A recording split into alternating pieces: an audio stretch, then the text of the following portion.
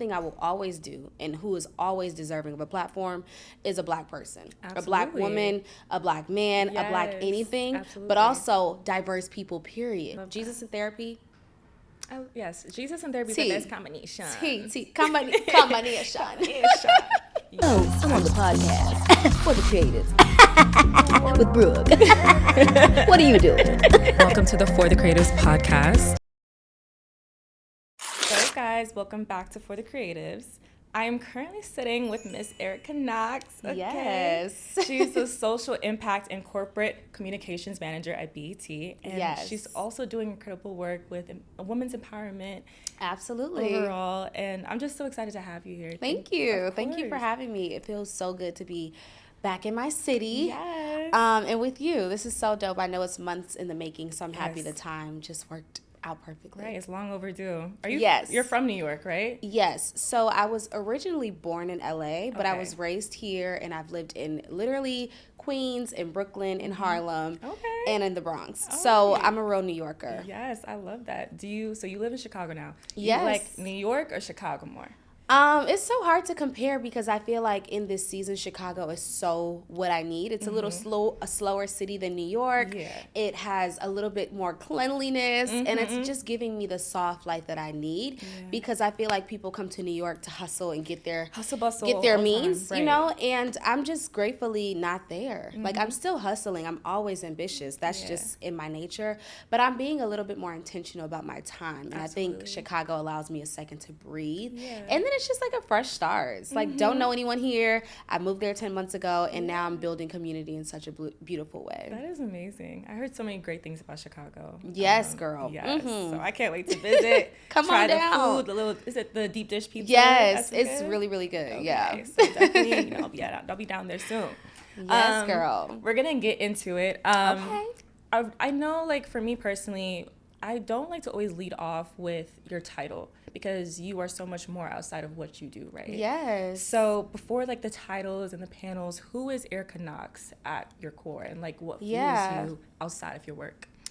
You know, the one and biggest thing that fuels me outside of my work is God. Like, I am a believer in Jesus Christ. He literally saved and turned my life around and continues to give me a renewed purpose. I'm a mentor to so many. I have so many little babies out here killing it. Babies to me, but big dogs in the world. And that's my favorite part. I'm also a big and little sister, so I have 4 siblings and so many more literally through blood and just through family. Right. And then most of all, I'm an advocate, a catalyst. Like, my goal in life is to bring freedom to women, bring freedom to their minds, bring freedom to their souls, and also to help them realize that they are it. Yeah. They are the biggest asset. So I love that you started off without a title because I'm the asset. No matter where you plant me, I will bloom because God will continue to pour into me. Not the title, not the role, not the company, but truly me. And then the companies just make it even better. Exactly. They're part of the journey. So it's like icing on top. That's who I am. I love that. And, clearly you're just like a creative force, of course. So what I love is that you're opening up like a safe space for women. I think that's amazing. Girl. Yeah. Oh, yeah. It's so necessary. It is. We need it, though. We do. Because I feel like, especially as Black individuals, we need to be there for each other. I feel like that's 1,000%. been a big problem. We're not there for each other as we need to be. So I'm glad that we could rely on people like you. Yes, thank you. Of course. So when did you realize that your voice could honestly, like, shift the culture? Yeah. I think I realized when I was a kid. Like, when I was younger, I would always use my voice to advocate for people, like people getting bullied in school. Like, I wasn't the most wealthy in school. I wasn't the most popular, but I was always really intelligent, and I always saw light in people. So whether they were being bullied from childhood, and then I think it really sparked when I went to Morgan State University. I came to Morgan State literally 3 days before classes started, knowing no one. Baltimore, Maryland, one of the greatest HBCUs, if I do say so myself. And I left knowing no one and ended up becoming Miss Morgan State University, which, if y'all don't know or didn't go to an HBCU, it's the queen. It's the queen of the school, the official ambassador. If mayors, governors, presidents want to know anything about Morgan, they come to the king and the queen.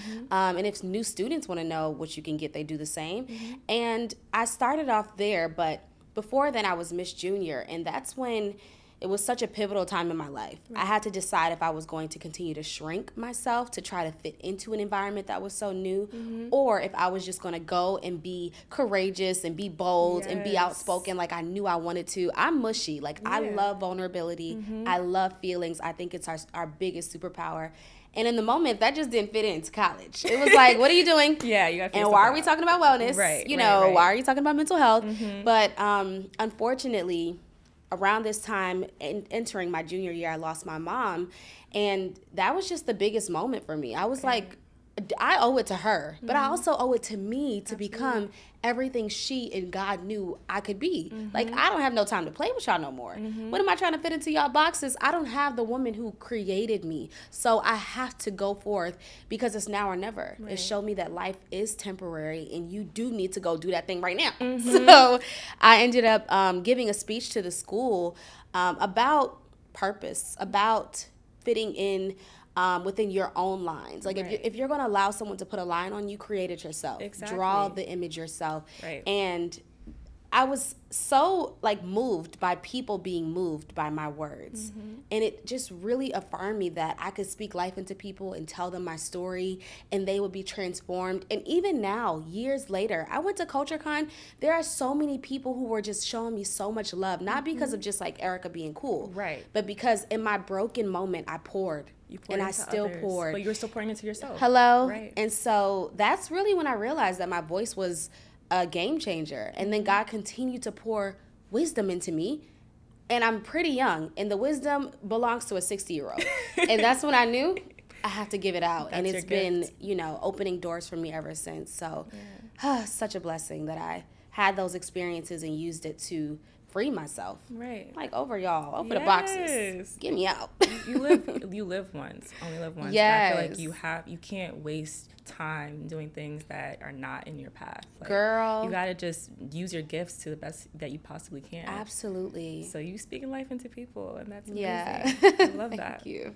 But you wear so many hats, obviously, from PR, social impact, into obviously your personal initiatives. Yes. What was the journey that led you into the world of communications and also led you to your role at BET?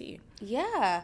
So when I graduated from college, I really wanted to advocate for people. That was my biggest thing, is to change the narrative that I was hearing about people of color and show people that brilliance existed. So I took several different routes. I started off working in nonprofits. I really wanted to understand the groundwork of impacting communities, especially underserved communities. I was like, if I can just get people to give them the money they need to get the work done, that's a win.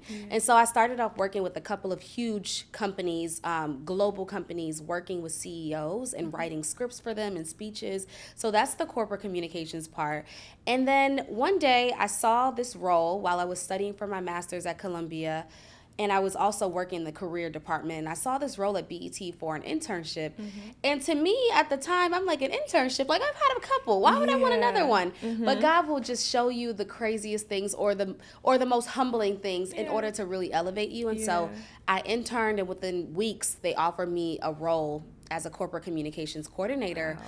And I was just so grateful because I'm like, oh my God, I came in as an intern for social impact. My degree is in strategic communication, which is beautiful, but I really wanted to just do the impact part. I was like, okay, I don't really know anymore. But at the time, becoming the corporate communications coordinator, I was able to do both. And that's when I realized and was affirmed that I'm never going to choose. I'm never going to choose any part of my purpose. It's giving pour into every bucket that God gave me, because why do I have the buckets? Exactly. Like, why do I have all these buckets if not to be able to pour into them? So I ended up working in that role, and communications to me was really about telling stories that mattered. There's so many stories plastered in the media that simply don't matter. There are things that need to be talked about, but there are some that are just like drama and gossip, and I'm like, that's not my MO. Like, please, I want to talk about impact. Yes. So that led me to be able to work with the Office of the Vice President, Kamala Harris, literally to put on events with her, to do incredible campaigns regarding voter engagement, while also helping to shape the narrative of BET through PR. And it was just like a beautiful, happy medium at the time. And then I pitched a role and was promoted to manager of social impact and corporate communications. And now I get to do the same, just on a broader scale, working on TV shows like 106 in Sports that's coming out on October 15th, among so many other, like literally so many other, just check out BT. Love y'all down. But that's kind of how I got to this area, so I can do both things. Yeah. One day I may be planning, to curate an event for students who are in high school to come get poured into by some of our staff. The next day I may be helping with the press run for some of our amazing talent. And that's kind of how I got into communications, but the goal remains the same. Yeah. To infiltrate. Yes. To get people to see the beautiful lives that are being changed, and the beautiful ways that we, in whatever seat we sit in, can change it. You know, like you starting this platform, you ain't had to do that. But you did. You decided to create a world of your own, because that's the only way we can control what is the narrative, is by speaking, being loud, taking up space. So that's kind of how I got into this. I love that answer. I love it, because it's inspiring to me also, because honestly, somebody sent me an internship thing today, but I went through the years. I feel like I'm I already graduated from college. I feel like internships are, I'm past that time. But then I'm like, you know what? Maybe I should just still go for it. Yeah. You never know what will come out. What will be the outcome. But I love the fact that you believed in yourself throughout the entire process. Yeah. I know a lot of people go through a lot of self-doubt, but I feel like when you were saying what you were saying, it was just you just were so confident in yourself. I just share it eloquently now. Yeah. But I doubt myself every day. Okay. Because if it were up to me, I wouldn't achieve all this stuff. Mm-hmm. It's God who I committed to, and I'm like, okay, I'm going to do this for you, God, because I'm going to do this for the people on the other side of the screen, or the other side of the, the world, or my own self, my younger self, who's like, girl, we can do it. Mm-hmm. I know it's scary. And I listen to her when she's like, girl, come on. It's now or never. Right. So it's definitely not without doubt, but I just wear it well. Yes, but I love that, how we do. Yeah, fake it. You know what Rihanna says? Fake it till you make it. Girl. Yeah, I faith it till I make it. My faith is unmatched. I believe like no other. I believe in things that I've never seen in this world. Okay. And it's going to happen. Yeah, and it's looking good. It's looking good. Thank you. Of course. But yeah, it's definitely amazing though how intentional those steps were. So I salute you for that. So when how do you make sure that your stories are not performative, but that they'll create movement that will have a everlasting impact on people? Yeah. I mean, really thinking about the why. Mm-hmm. I really don't like doing performative things. Yeah. It's just not in my nature. And when tasked to do those things, I kind of remind people around me, whether it's a team or whether it's myself, my personal team for my brand, what is the why? Right. Why am I doing this opportunity? Mm-hmm. Why did I do this speaking engagement? Why did I go to this event? I don't just show up because, one, your presence is so valuable that you'll dilute it when you do anything. Mm-hmm. People will associate anything with your name, and that's nothing I can do. Right. I really value reputation, but also time is money. Mm-hmm. If I'm going to invest in it, I love to give 100%. Absolutely. I like to give 150. So then I've done it several times where I've invested 150 into the wrong things. Mm-hmm. And then I look around at the garden of my life and I'm like, why are there no fruit? Why are there no flowers growing? I'm pouring and I'm spending time and I'm doing the things and I'm just really working hard at things that truly are not grounded in my why. Mm-hmm. And that's, for me, the lesson that just came up in my mind is things will be thrown at us, opportunities, things, and really reminding yourself of your why. Who are you doing this for? Mm-hmm. Who do you aim to impact? What do I want people to feel when they see me or when they walk into the room? Those are the things that I'm constantly refining in my mind in order to tell stories that matter. But one thing I will always do, and who is always deserving of a platform, is a Black person. Absolutely. A Black woman, a Black man, a Black anything, but also diverse people, period. Mm-hmm. Everyone who has been understated and counted out and underserved, all of that, because I don't play. Mm-hmm. We deserve, especially when the ability to take up space is constrained. It's my responsibility to say, well, I have access, so let me get you in there. Right. That's what we do with access. Yeah. Access is not for me to flaunt. Absolutely. It's cute. But it's also if we get the access, That's why I wanted to work in nonprofits and corporate, because I'm like, if I just get the access to the funding, I can give it. If I just get the access to the platform, I can give it. And too many of us get the platform and never give it away. Absolutely. And that's why it doesn't scale, grow. The stories don't get told because we forget the why was never us. We're just a vessel, just below and through me. So we can like really get those stories to turn into movements and, you know, encourage people, spark them. I think that's the biggest goal too. I think we're all here to be here for each other. And hello. I remember somebody saying we're here to use each other as well. Not in a negative way, but in a positive way. We're here to build each other up in every aspect. So I think the point that you're making is that we need to start doing more. In terms of like, as Black people, let's lift each other up every single day. Because who else is going to do it for us? I think, like, to your point, thinking of us, you know, but also valuing authenticity. Girl, I think that's a really big thing. Yes. And that's why I'm saying, like, being performative is just so, like, overrated. Yeah. What does it get you? Where does it get you? It gets you a legacy. Like, imagine a cylinder with nothing in it. It's just hollow. So it looks so pretty. Yeah. But then you look inside the cylinder, there's nothing. Like, oh, no. The legacy that I'm creating, I want my kids' and their kids to be eating from the fruit that I planted. Right. You know what I'm saying? Absolutely. So I don't got time for the fruit to be a little soggy or and rotten. Girl, like, no, honey. I'm good to eat. I'm cool. I'm eating off my tree. It's great. But then I think about who else will need it. And I'm like, oh, shoot, I can't do that. Right. I gotta tighten up. I was thinking about like CultureCon, and there was some point of views where they felt like it was more like an influencer event. I personally think that it was, you know, your control. If you want to go network, go network. If you want to go take on, that's what you're going to do. But you got to take something from these events. You know what I mean? You have so many people that you run into that you follow on Instagram or whatever. It's like, oh, hey, I know you. Let's collaborate. Let's do something. Absolutely. And it's just like, okay, like, you know, that's where I'm saying there's a split between the performative and then the genuine moments. Yeah. You know, when you're taking away from these panels and then you're also learning from the people that are sitting right next to you.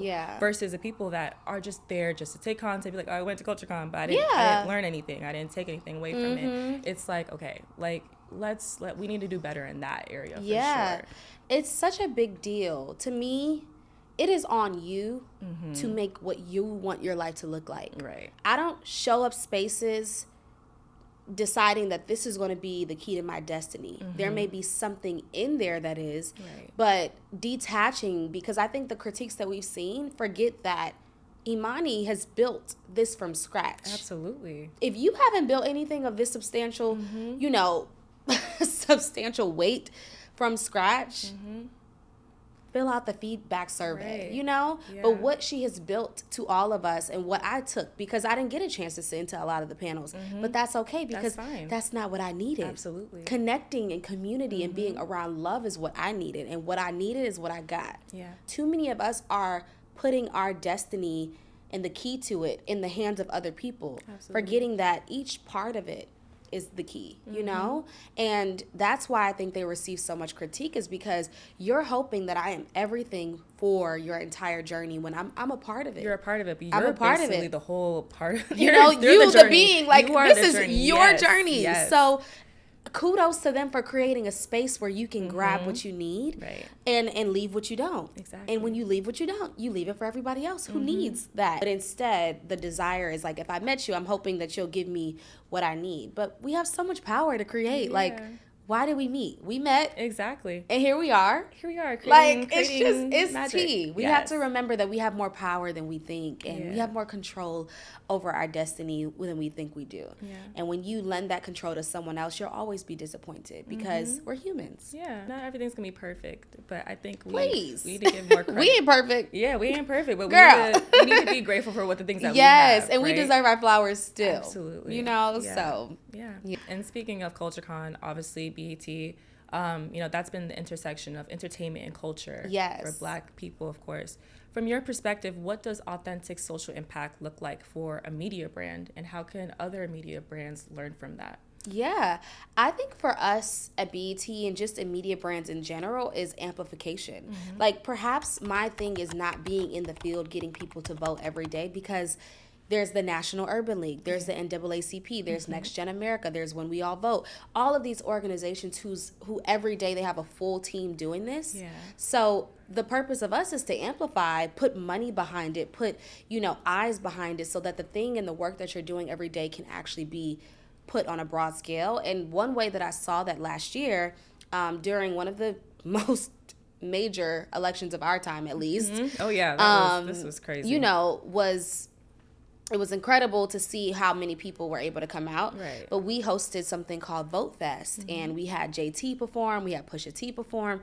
We did it in Philly because a lot of people don't go to Philly, and that was a space where we saw record numbers of Black people not voting. And so we amplified, but what did we do? We brought the talent because that's who we have access to, the entertainment, and it's the NAACP and the National Urban League, and who are on site actually registering people, who are on site to give people the actual information they need as to how these laws impact them. But I think the goal and the purpose is really to use your microphone. Media companies have huge platforms, and you could either post about who just got engaged or who just got pregnant, or you can do both and fit in some form of BET Current, which is what we call it, the current events, keeping people informed, because I think an uninformed person becomes so apathetic about the situation that they don't do anything. And that's my why, is to remind people that you matter, your voice matters, and however you choose to use that, it will work.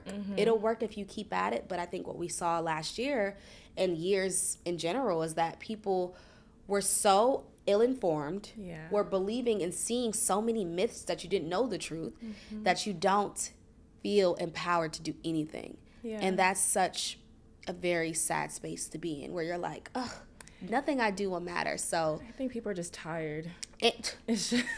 Tired, TIRED is not enough. You got to say tad. Americans are tired. But the purpose of media companies are to bring light, is to make you feel like you're having a great time, you're being empowered enough to just take one step, because sometimes that one step is all it takes. Right. Encouraging that young child to join an organization, or to study one of the governors or the congressmen, understanding those things, those sparks that are really intangible. But that's the goal. Use that microphone for real. And don't just talk about the gossip. Yeah. Talk about the things that matter. And I think that's one thing I'm grateful, to be on a team that values that. We work on projects regarding AI. We work on projects regarding voting, mental health.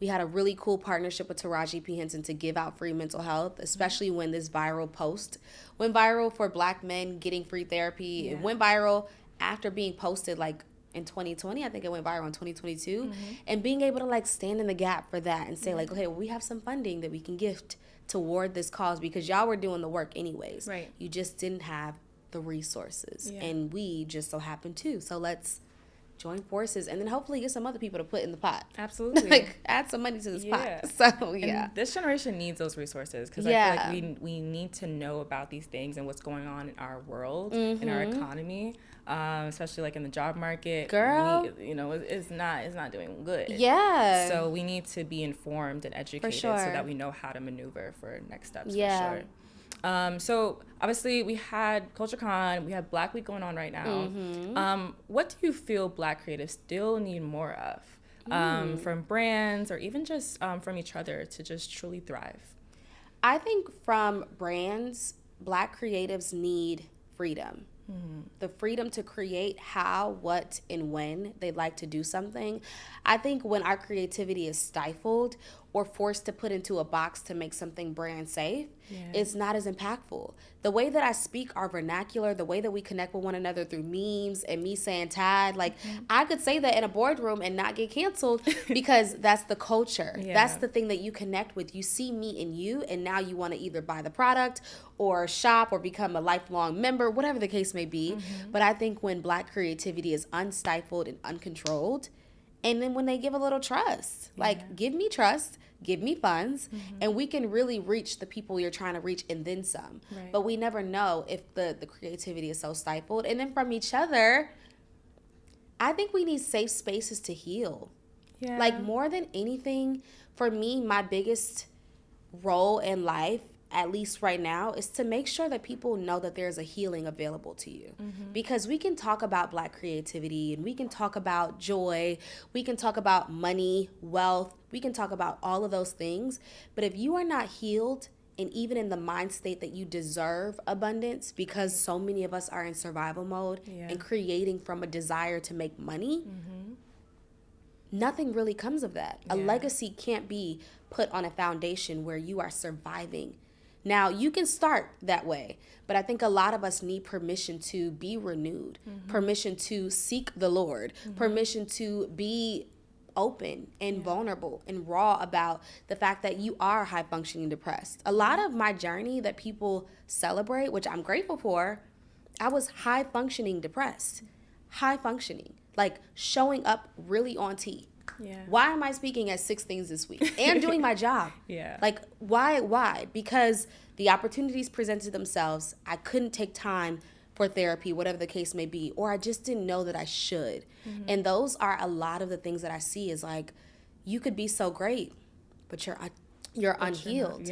I think no one gives you the space, you know? Right. And it's like, people are looking for the quick fix. And it's like, let's say you got to go to therapy, that's going to take a long time for you to really get that healing, right? True. And it takes a lot of belief to believe that it can actually work. But when you have let's say somebody asks you to do something, it's like, okay, this is going to fulfill me, but it's going to fulfill me for short term. You know what I mean? And then you're back in the same, like, the cycle just keeps on going over and over again. So I definitely get what you're saying when you say that, for sure. That's what we need the most. Like, a safe space to land. And that's why I've been creating spaces. Even in Chicago, I've only been there for 10 months or 11 months now, but just being able to create a safe space to land. When you feel like you're safe, you create like no other. And that's what has been my biggest goal for the past year, is to find a sense of safety within myself, within my community, and really within the Lord, like building a relationship with God so that I'm never shakeable. Like, nothing in life can shake me. It happens, it hurt, I grieved, I experienced it, I healed, but then I returned to my safe space so I can dream again, so I can build something on that. Because when I was building on my high functioning depression, I would go home and just feel empty. Like, I was just decaying. Like, why am I decaying when I'm posting so much and everyone is so proud? Why do I feel like I'm decaying when I'm successful? Like, I'm speaking at the largest government agencies, I'm keynoting here, I'm on this panel, I'm doing these incredible things. Why am I empty? And I was like, oh shoot, this is depression, but in a new way, in a new form. And it took for being around beautiful community to say, girl, you're not all right. And that's okay. You are still worthy when you're not all right. It's fine. Like, you're still creative when you're not all right. It's just about, okay, do I want to still build on this? It's like, hold on now.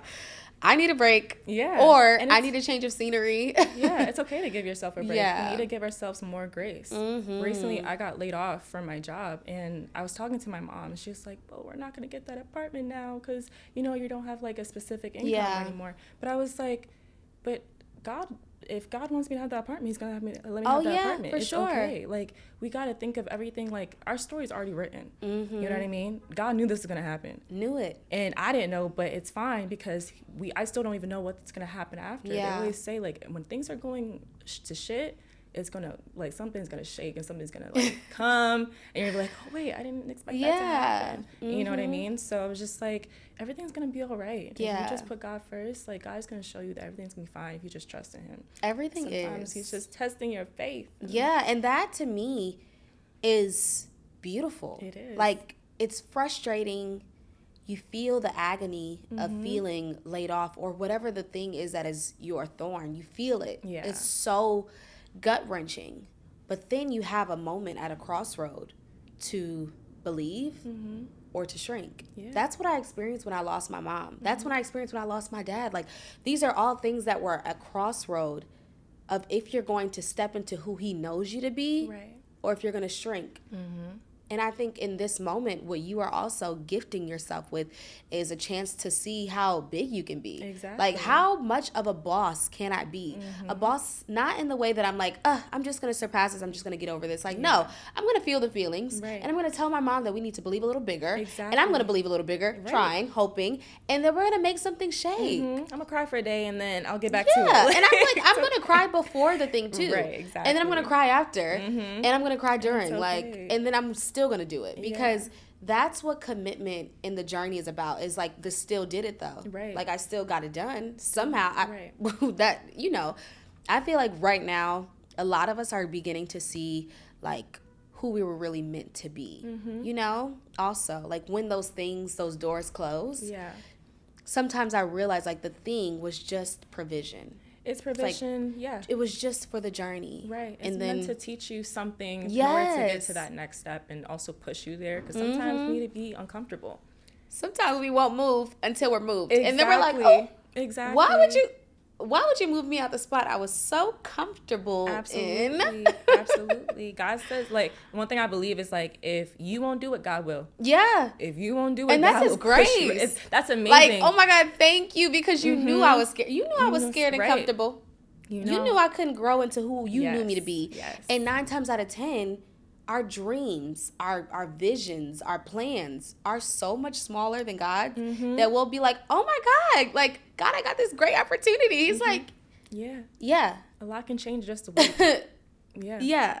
Oh, yeah. So I'm believing that for you, though. Thank you. And we're going to have to come back to this episode to believe, because I think it's something so beautiful about you continuing to pour into the thing you never lose, which is yourself. Right. That God will reward you for that. And you calling the people around you to believe bigger than their circumstance, like, God will reward you for that. That's how the best stories start, in that moment of tension, and then you decide to, like, boss up and be the mogul you always knew yourself to be. You're like, you know what? Nothing can truly stop this legacy. I appreciate you for sharing that with me. Of course. I'm definitely never going to shy away from being vulnerable, because you never know who else is going through that as well. You know what I mean? It's so true. Yeah. But obviously, I know that you're pouring into others through your work. How do you refill your own cup? Obviously, I know you put God first. Yes. But what other things do you do to refill your cup while obviously pouring into others as well? Yeah. In this season, I'm so grateful to say that I have some amazing friends. Like, friendship has always been a very thorn in the rose of me. And just making sure that I can trust and that you can believe in the same God that I believe in, or at least believe in a dream, something. Yeah. But I'm just so grateful that I have a well-rounded group of friends that I get to go to and bounce ideas off of. I used to be a very, like, wait to the finish line and then show you the final product. But yeah, I'm the same way. I'm in this season where I'm like, let me tell you what it's like. Let me just give you an idea. And recently I did an event in Chicago. Over 60 women came out. Mind you, I literally only knew like 10 of those women. So the fact that they felt like they needed what I was gifting, I'm like, oh my God, thank you, Jesus. Like, oh my God. But I say all that to say, there were women that, like, worked to put the event together in shifts. Like, they were like, my car just got towed, but I'm on my way to come help you. Right. Like, you know, I'll just spend the whole of my Saturday and Sunday to help you for this vision. Like, being able to be around people who believe in a vision before it's fully complete, and then say, like, hey, this is what I have to offer. I'm very much like, girl, just let me know. And then here's what I have to offer, because I'm also the kind of friend that's like, okay, I might ask for help. That's the one step I've learned to take. But to actually ask for the specific help, we're still learning how to do that. And that's fine. So It's being work in around progress. people like who can say, hey, this is what I have. This is, I don't know what you need, but these are the 5. Which of the 5 do you want? You want 3? Yeah. You want a 5? So that's one way I really pour into myself. And solitude. Solitude. A lot of people have asked, why are you in Chicago? Like, New York is the best city. Like, what are you talking about? It is true. But what I've gotten to experience is a solitude, silence, being comfortable with myself, being comfortable with a liminal space where it's like, I don't know what's going to happen tomorrow. I don't know what the 5-year plan is. I don't know what the vision is. But being comfortable and safe in my body, like, really investing time in that. A lot of us are very afraid of solitude because of the secrets of yourself that might come out and the insecurities that might come out. But I'm really grateful that I've been able to create a safe space where my insecurities can live, and so can my faith. I love Jesus in therapy, Yes, Jesus and therapy is the best combination. Combination. Yes, I agree. Yes. So my last question is, if a young creative came to you to break into media or PR, what would you tell them? I would say, do not be afraid to be multifaceted.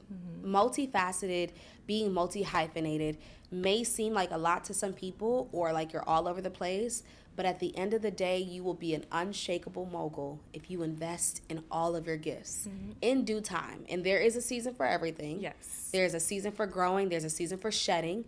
There's a season for planting new seeds. There's a season for watering and really remembering that. But the one thing that I believe that God has gifted me with is the ability to pour into every gift that I have. Speaking, teaching, mentoring, PR, social impact, project management, comms, like everything that I'm able to do, preaching, who knows? Yes. You know what I'm saying? But believing that like I was given this gift not as a curse but as a blessing. So if I have it, it's my responsibility to pour into it in every chance I get. That's why the internships at an older age matter. Right. That's why the jobs that you do for no pay matter, or the helping a friend out with her business matters, because they're all adding to the toolkit. So don't let anyone put you in a box. Like I would say, like, do it. And if they don't do it or they don't believe in it, go to a new environment. That's the best piece of advice I've heard in a long time. Thank you. Shout out to God. Thank you. Okay, we're going to get into our little spicy question. Okay. All right, very quick. What's the one thing people assume about working in PR that's completely wrong? I think people assume that PR is like super pretty and like you just make a call and you do it. But I think it's super strategic. PR is about telling the right stories, but you have to have the right playmakers to tell the stories. So it's not all like red carpets and runways. Yeah. Like it's actual work. It's relationship building. It's really tending to the relationship outside of the project and betting on it, betting on the project. But PR is definitely also not ER. Yeah, it's never an emergency. A lot of Excel, sheets. You know, it's like, whoa, another doc? Yes, I have like PR internship like trauma. It's like I don't want to see another Microsoft Excel in my life. But then here we go. Like we're wealthy. We're gonna be wealthy. So I'm just giving like I might need one. It's gonna be worth it. What was your favorite BET Awards moment this year or recent year? Ooh, okay. My favorite one actually is one of my like second award shows with Maxwell and Jasmine Sullivan in the same night. I don't know if y'all remember, but Jasmine Sullivan did this very viral speech about just really pouring into you and believing in your journey. And at the moment, this is like my first year at BET. I had just transferred from being an intern to comms coordinator.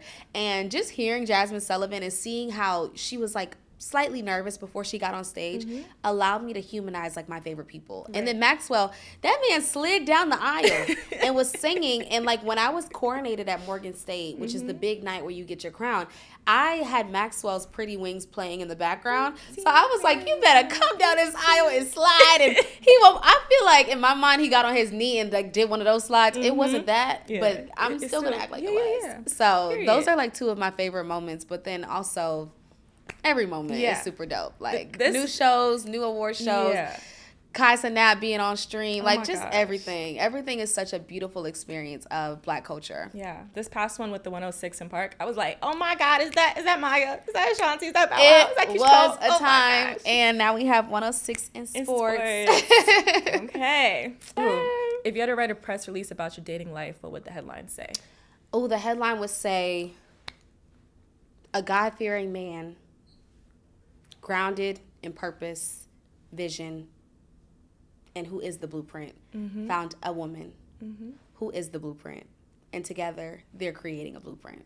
I love that. Shout out to my man. And my man. Thank you to my man. I love it.